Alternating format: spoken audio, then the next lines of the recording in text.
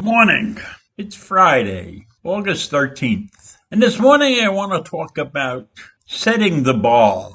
And this is a result of a discussion that we had at our current events group. And it dealt with Mario Cuomo's situation, his resignation, and the accusations and the investigation that were launched against him. And there were several people in the audience who felt that the investigation was incomplete, that Letitia James sort of one-sided the investigation to include only the testimony of those who had accused Cuomo of improprieties. And perhaps she's right. Perhaps she did it the right way. Perhaps she did it the wrong way. But what really came up, and this is what I want to really talk about, is something that I will call setting the bar.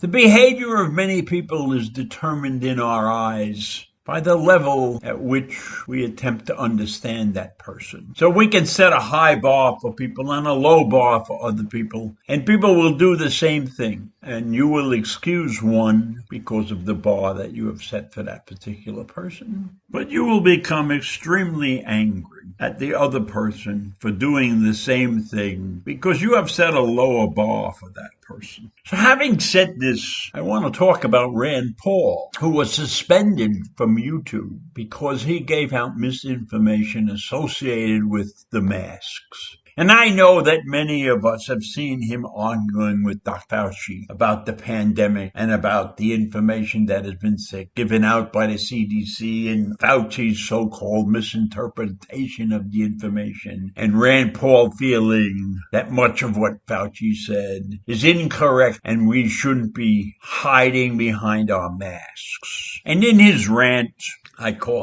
he had a rant, In his rant on YouTube, he claimed a lot of information about cloth masks and how ineffective they were, and even the N95 was no good, etc., etc., etc. And he's not the only person that has probably gone on YouTube and complained about the masks and the reason for using masks. But they suspended him for a week. He cannot upload any more of his videos to YouTube for a week because of his claims about the masks. So I ask you, is the bar set too low for Rand Paul because of his personality, because of the way that he takes on issues?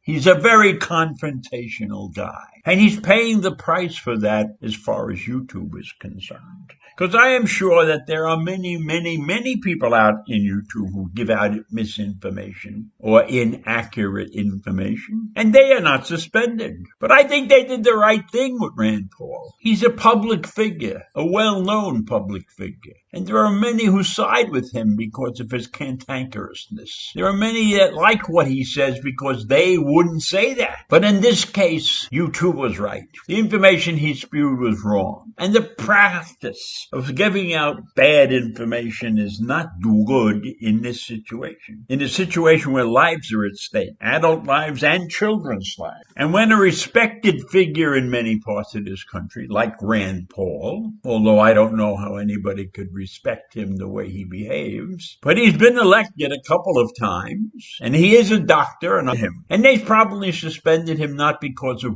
all of the misinformation that he gave out, but they suspended him to set an example to many out there who give misinformation on the websites on YouTube and Facebook. And I have to commend them for taking action like that. But I also feel that they set the bar very low for Rand Paul. It's almost like they had it in for him. And maybe they do. Maybe they do. Maybe they don't like a lot of the stuff he puts out there. But they can't take him down because it's not necessarily misinformation. So, If we take a look at the big picture, there is probably much information out on YouTube and Twitter and Instagram and Facebook that is incorrect, grossly incorrect. But they don't take it down because they have set a bar. There is a bar set, and maybe the bar is set too high. Or maybe it's too much trouble to take a lot of this stuff down.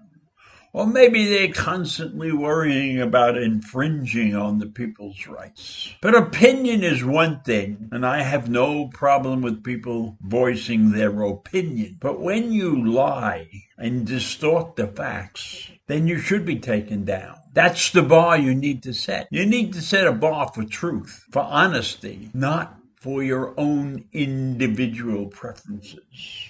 Individual preferences are what these websites should be watching out for. They should be watching out for truth. And one man's truth could be another man's lie.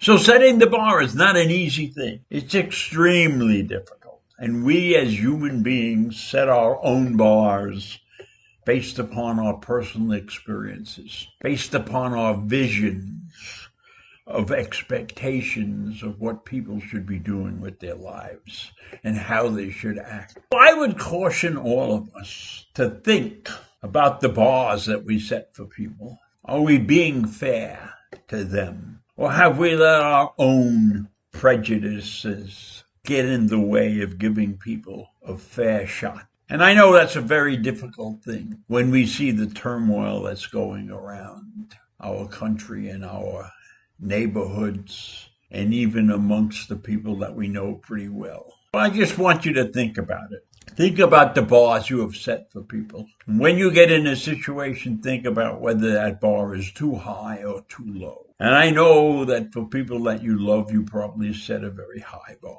And then there are others who get much lower bars from you. And I would only ask that as human beings, we try to treat everybody with respect and fairly. So I don't know if the Cuomo investigation was done correctly, 100%. And he's going to have his day in court.